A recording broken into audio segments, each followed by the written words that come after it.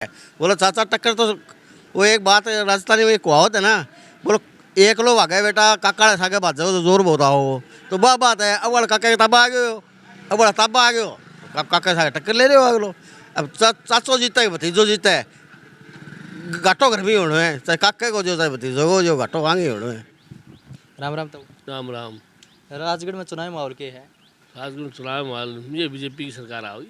BJP की। हाँ देवेंद्र झाझड़िया जो नए राजनीति में आए हैं। जीता हो रहे देवेंद्र झाझड़िया जीता हो रहे। हम गांव में पिछले काफ़ी समय से रिव्यू कर रहे हैं तो काफ़ी जनता का कहना है कि कस्बा परिवार के पर्सनल वोटर है और देवेंद्र झाझड़िया को नए आए हैं उनको कोई जानता नहीं। शहर में तो देवेंद्र झाझड़िया पड़ेगा ज़्यादा वोट, गाँव की दो हमारे को सर्वे को नहीं। दुकानदार लोग में बैठा गाँव हमारे सर्विस को नहीं मिला। नमस्कार सर। नमस्कार नमस्कार। राजगढ़ में लोकसभा चुनाव में किसका माहौल है, किसका पलड़ा भारी है? देखो पलड़ा भारी तो ये है कि भी पलड़े दोनों ना बराबर चल रहे हैं, लेकिन लगता ऐसा है कि मोदी की सरकार आ रही है और देवेंद्र जी है ना वो नए कैंडिडेट हैं। ये पहले एमपी साहब है और है, ये तो पहले खेल चुके खेल। अब नया आदमी आया तो उसको भी है ना कुछ देना चाहिए, आदमी को सहयोग करना चाहिए उसका, ताकि उसका भी हमें 5 साल में पता चल जाए कि ये क्या कर सकता है। दूसरी बात, आप अभी एक बात कह रहे थे, बोले कि राहुल जी एक नारा दे रहे हैं कि चूरू मांगे आज़ादी। तो चूरू तो कभी गुलाम था भी नहीं। अगर गुलाम था तो फिर राम सिंह जी कस्बा एमपी थे, राहुल जी एमपी थे, उनके राज में गुलाम था। फिर इसका मतलब आज वो पार्टी छोड़कर चले गए कांग्रेस में, तो कांग्रेस अच्छी होगी। मेरे पिता मेरे को गाली देते हैं, फटकारते हैं, तो वो बुरे हैं। और चाचा अगर मेरे को 50 रुपये दे देता है तो वो बढ़िया आदमी है। चाचा मेरा कब भला सोचेगा ये बताओ। अगर इसकी जगह राहुल जी पार्टी छोड़ देते, पार्टी का या तो पार्टी का सहयोग करते कि पार्टी के साथ हूँ कोई बात नहीं, क्योंकि आपसे बड़ा जो भी फटकारता है जब कोई हमारे अंदर कमी आ जाती है। ऐसे कोई किसी को कुछ नहीं कह सकता। कोई ना कोई इनको नज़र नहीं आ रही है, मेरे को मेरे अंदर कमी नहीं आ रही है। अगर मेरे पिता को मेरे अंदर कमी नज़र आ रही है या मेरे भाई को मेरे अंदर कमी नज़र आ रही है, तभी तो वो मेरे को 2 बात कहेंगे ना। ये उनका फर्ज है, वो देश चला रहे हैं, हम सिर्फ जिले तक सीमित है। वो उसके ऊपर बहुत बड़ी जिम्मेवारी है, वो देश का मालिक बना बैठा हुई है, राजा है वो हमारा। दूसरी बात, आज़ाद चूरू हमेशा आज़ाद था और आज़ाद ही रहेगा, किसी का कोई गुलाम नहीं है यहाँ पे। ऐसी कोई राजनीति नहीं है। आज कांग्रेस बढ़िया कैसी हो गई जब राहुल जी 30 साल 35 साल से राहुल जी का परिवार राज करता आ रहा है और कांग्रेस बुरी थी। लेकिन आज वो कांग्रेस अच्छी कैसे होगी? क्योंकि राहुल जी ने छोड़ दिया इसलिए।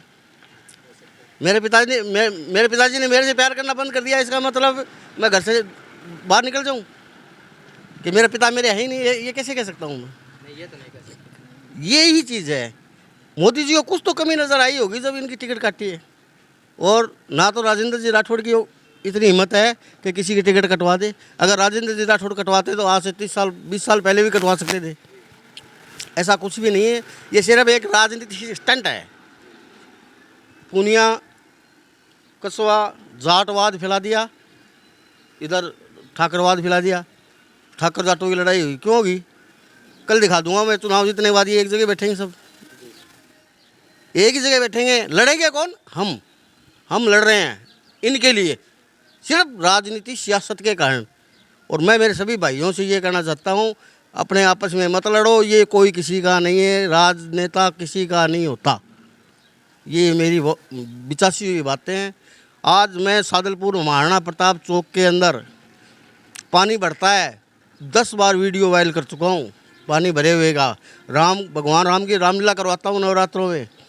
मैंने खुद नगर पालिका, PWD और MLA इन सब को मैंने कहा जा कर के कि इसका पानी की व्यवस्था कर दो, हम परेशान होते हैं 10 दिन नवरात्रों में। लेकिन इन बंदों ने एक भी नहीं सुनी। आज इनको याद आ रहा है राजनीति, जब चुनाव आते हैं बोल देते हैं हम ऐसे कर देंगे, हम वैसे कर देंगे, करते कुछ है नहीं। गवर्नमेंट 100 रुपये भेजती है ना वहाँ से, तो यहाँ पर है ना 9 रुपये पहुँचते हैं। 100 के 9, 91 रुपये रास्ते में खा जाते हैं ये लोग। क्या है ये? हमें लड़ा रहे हैं, तुम लड़ते रहो, हम राज कर रहे हैं। फूट डालो, राज करो। ऐसा हैं? क्या कह रहे हो? प्रधानमंत्री जी ने एक बार कहा था कि पैसा घिसता है चलता है तो नहीं घिसता, उनका कहने का अर्थ यही तो है ना। मैं यहाँ से, चलो मान लिया मैंने वहाँ से 100 रुपये भेजे, यहाँ 40 रुपये तो पहुँचने चाहिए ना। इतना कितना घिस जाएगा पैसा?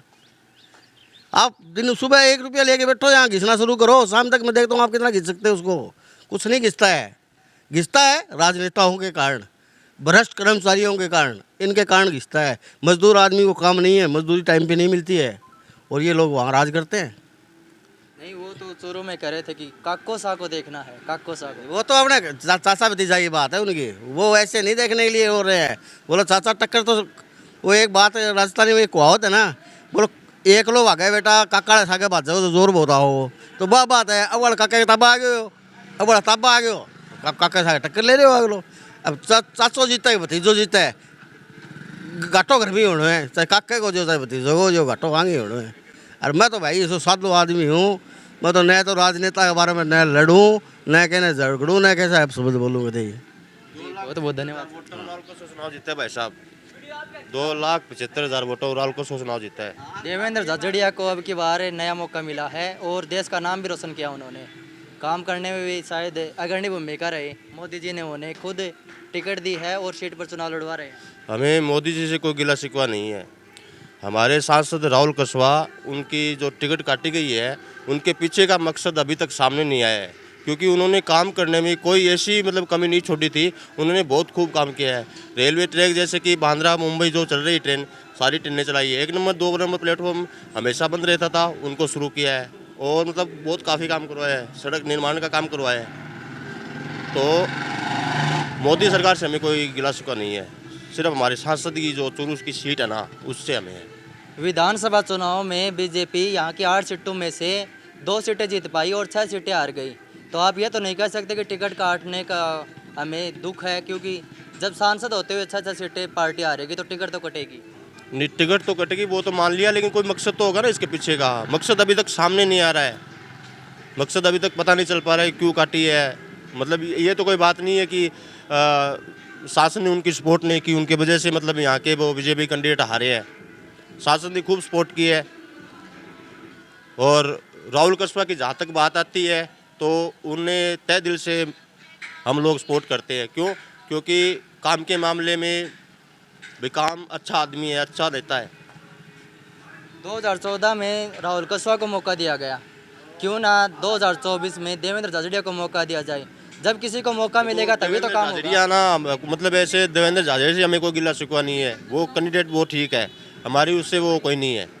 बात सिर्फ टिकट कटने के पीछे की रीजन की है, वो आपको साफ क्लियर कर दिया हमने। तारानगर में जो विधानसभा चुनाव हुए उनमें एक ऑडियो भी वायरल हुई कि चुनावी माहौल बदल चुका है और आप नरेंद्र बुढ़ानिया जी को वोट डालिए। तो देवेंद्र बुढ़ानिया जी को उनके वोट मिले, उनके पक्ष के वोट मिले थे। राजेंद्र जी को उनके पक्ष के वोट मिले थे। नहीं, कुशवाहा परिवार से एक ऑडियो वायरल हुई थी। नहीं, उसका देखो अभी तक वो कोई लेना देना नहीं है। और जो ऑडियो वायरल हो रही है तो बहुत सी क्लिपें बना बना के डाली जा रही है, वो उनका कोई मतलब वो नहीं है। जी बहुत बहुत धन्यवाद। Thank you.